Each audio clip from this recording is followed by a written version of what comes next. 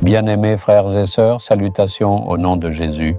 Comment allez-vous? Êtes-vous en forme? Comment se passe cette matinée pour vous? Est-elle heureuse? Est-elle joyeuse? Je suis heureux d'un côté, mais de l'autre, il y a les œuvres des ennemis.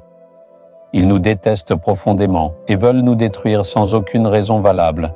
Ils veulent absolument nous chasser de nos terres. Alors, que devons-nous faire face à cela? N'avez-vous pas une telle confusion? C'est un problème auquel tout le monde est confronté. Un problème auquel sont confrontés aussi bien les gens ordinaires que ceux qui dirigent des pays. Ce sont les luttes qui naissent de la jalousie des autres.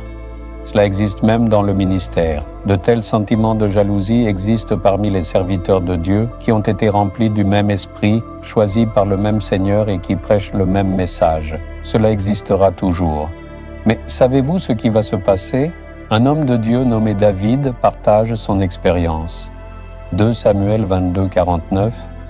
« Tu m'élèves au-dessus de mes adversaires, tu me délivres de l'homme violent. Seigneur, des gens se lèvent avec force contre moi. Tu m'élèves visiblement devant eux, tu m'élèves avec puissance devant ceux qui s'opposent farouchement à moi. Tu m'as délivré de l'homme violent et malveillant. » Voyez, cela s'est clairement produit dans la vie du roi David. Des gens se sont levés pour tenter de détruire David par pure jalousie et envie. Une armée entière le poursuivait sans relâche. Un puissant roi le poursuivait également. Mais voyez, le Seigneur Tout-Puissant l'a élevé et honoré de manière significative. Il a couvert de honte ceux qui étaient jaloux de lui. Je connais un frère. Il travaillait dans un bureau. Il était un responsable. Certaines personnes du bureau sont devenues jalouses de lui. Elles se sont réunies et ont décidé. Nous devons écarter cet homme. Nous devons le couvrir de honte et le renvoyer. Ils ont porté une fausse accusation contre lui, disant qu'il avait détourné de l'argent. Une enquête a été menée à ce sujet. C'était un grand bureau. Lorsque l'enquête a eu lieu, les autorités l'ont convoqué et l'ont menacé en disant « C'est toi qui as commis ce crime. Avoue-le. » Il ne savait pas quoi dire. Il a dit « J'ai été honnête. Je n'ai trompé personne. Je n'ai rien volé. J'ai été honnête. » Ils ont dit « Non, nous allons t'arrêter. Nous avons les preuves irréfutables pour prouver que tu es le véritable coupable. » Il avait très peur. Pourquoi donc me font-ils cela? Ne les ai-je pas toujours aimés? Je ne leur ai absolument fait aucun mal. Mais ceux qui étaient avec lui ne pensaient pas comme ça. Ils étaient jaloux. Donc, il en a souffert. Quand nous sommes touchés alors que nous n'avons rien fait de mal, comment cela affecte-t-il le cœur? Il a pleuré toute la nuit en présence du Seigneur.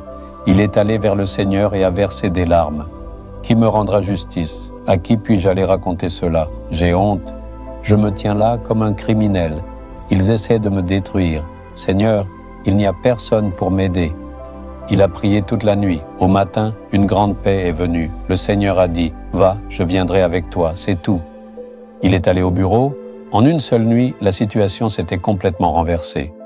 Les autorités ont dit, « Vous êtes innocent. Nous avons trouvé le coupable.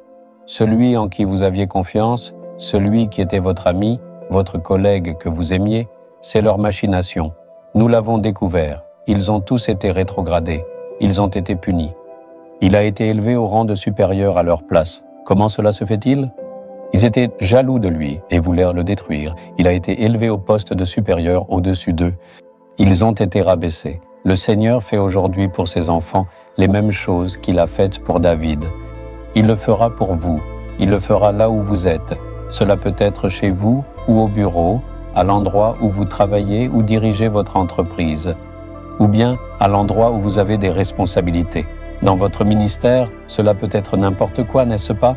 Des ennemis se lèvent contre vous et agissent par jalousie. Le Seigneur vous élèvera et vous honorera afin qu'il soit couvert de honte. Croyez-le.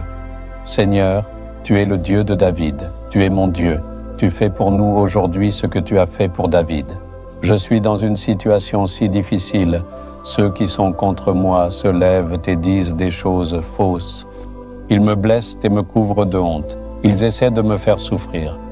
Tu es un Dieu juste, tu me rendras justice. Tu vas m'élever au-dessus d'eux et m'honorer. Je vais voir un changement miraculeux. J'attends un miracle aujourd'hui. Au nom de Jésus, je prie. Amen. Amen. Abonnez-vous à la chaîne YouTube Jésus Redeems, français. Cliquez sur le bouton s'abonner et cliquez également sur l'icône cloche pour recevoir des mises à jour sur nos nouveaux programmes quotidiens.